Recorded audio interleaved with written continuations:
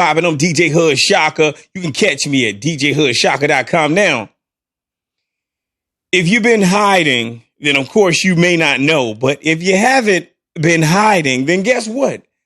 You have heard that the vice president, Kamala Harris, has said that, or echoed the thinking of, I think the guy's name is Tim Scott. She's saying that she does not think that America is a racist country. Now, I'm getting ready to play a clip for you after I talk to you about what she was saying about racism and basically how it impacts America. Now, when you think about racism, this is what I want you to think about. If you will, please do me a favor. Think about who created race in this country. You do understand that race was created in this country. Do you know that? There are people on other continents. They were not like, you know what? This person right here, they're Chinese. This person right here, they're black. They're white. They're this color-coded race type of thing was created right in America. So if race was created in America, and listen, if you don't agree, then tell me, where was race created? Where was it created? But like I was saying, if race was not created in America and racism does not exist in America, then why do we have all the problems that we have in America? Did the natives of America create race or racism? Did the enslaved people who were called dead people and then called Negro people and called, what was that? Colored, and then called black, and then called African American, African descent, et cetera, et cetera. Did those people create race and racism in America? Who created race in America or racism in America? Because anything that ends with the ISM on it, it's an extreme. So who created that extreme? Simple question. Where do you think it was created?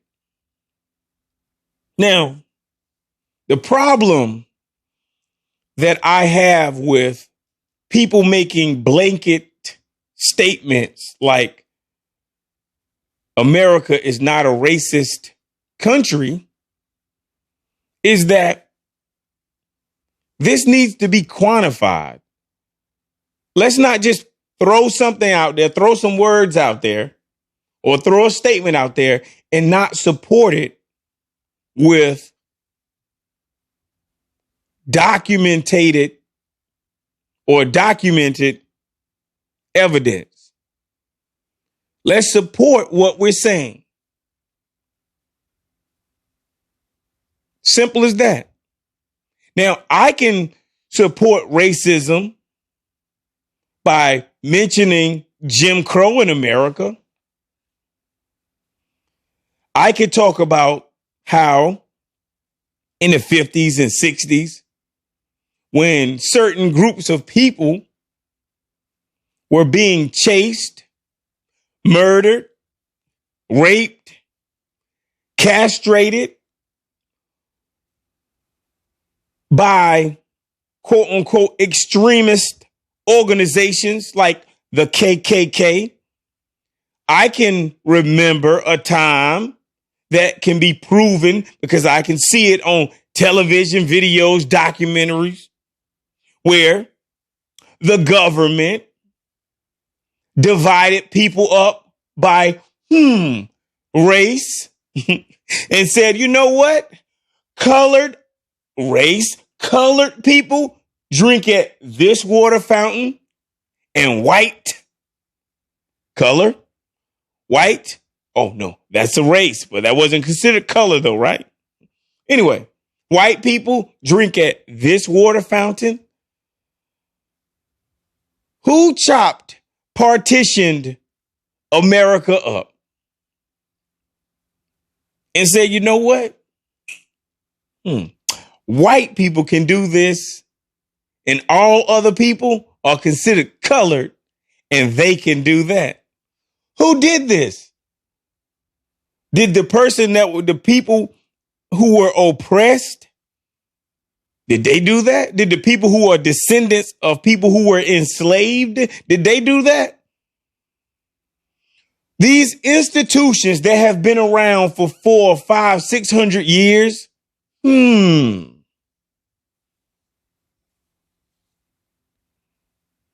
talking about institutions of individuals whose last name were in England. And then they came to this country in North America and established their dominance.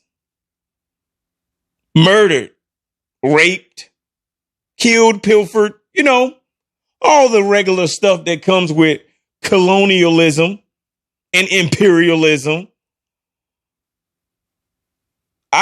I'm blown away that anyone now, whether it's a senator, congressman, vice president, can say that America is not a racist country. It's a racist country. It's okay. Listen, they tell you that one of the first steps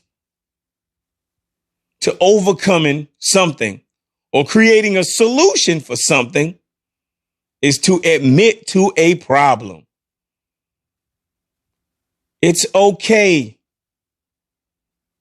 that you have a country or you live in a country that is racist.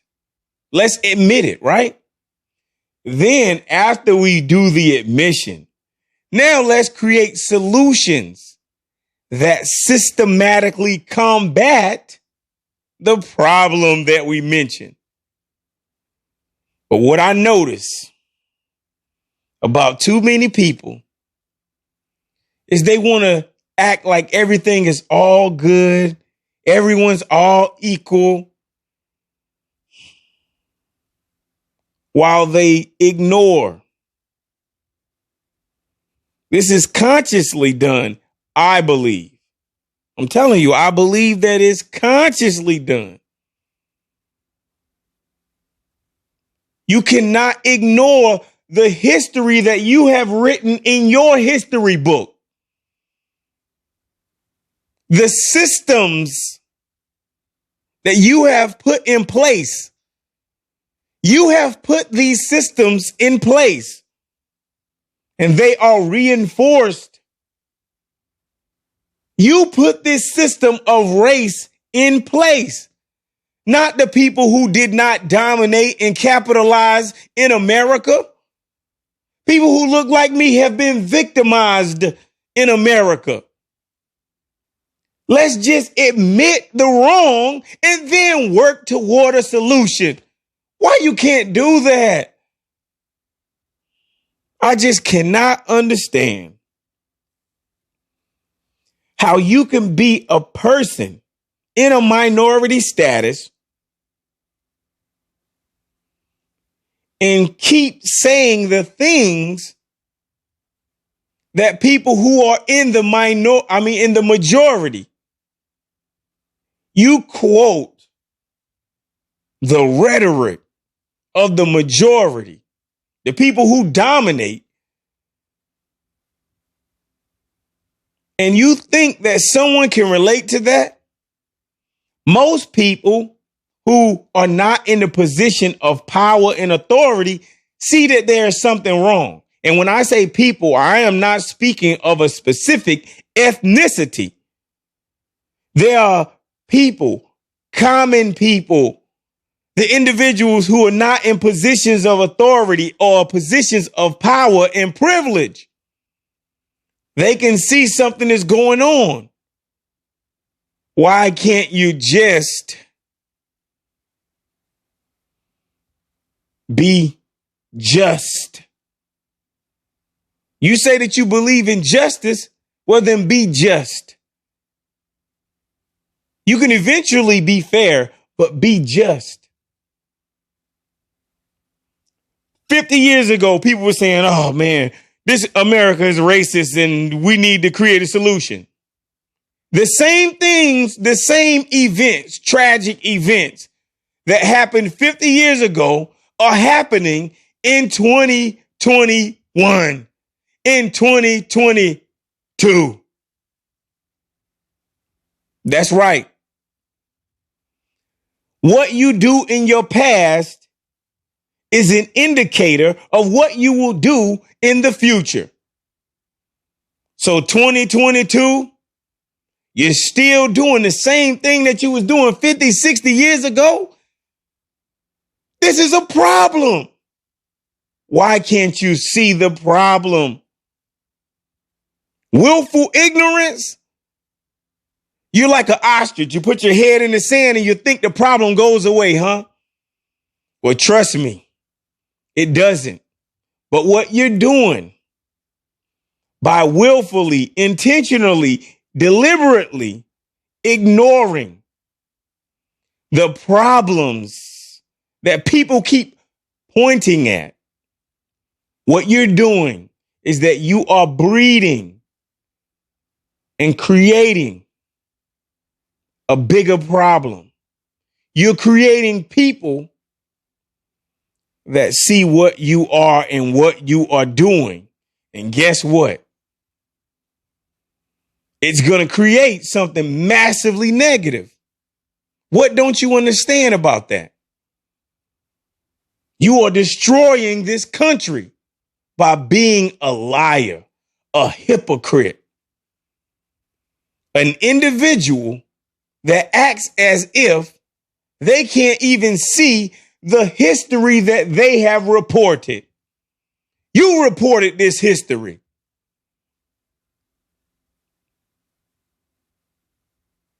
You need to get together, man, and get it together. So I'm talking to two sets of people. I'm talking to you who see something wrong. You need to get together. And the people who are willfully ignoring the obvious, you need to get it together. Stay focused. Stay safe. Support the hood. Boom!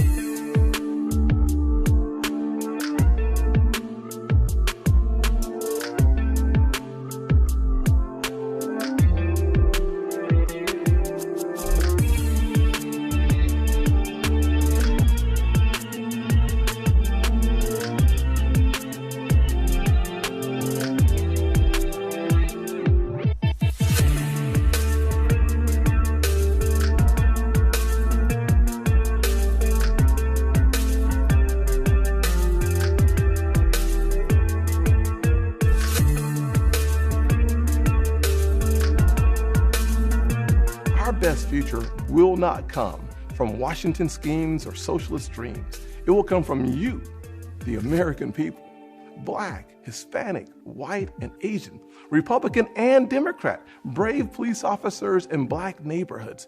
We are not adversaries.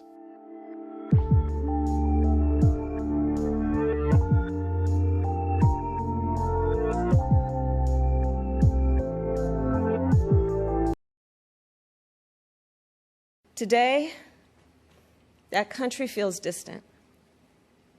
Donald Trump's failure of leadership has cost lives and livelihoods. If you're a parent struggling with your child's remote learning, or you're a teacher struggling on the other side of that screen, you know what we're doing right now is not working.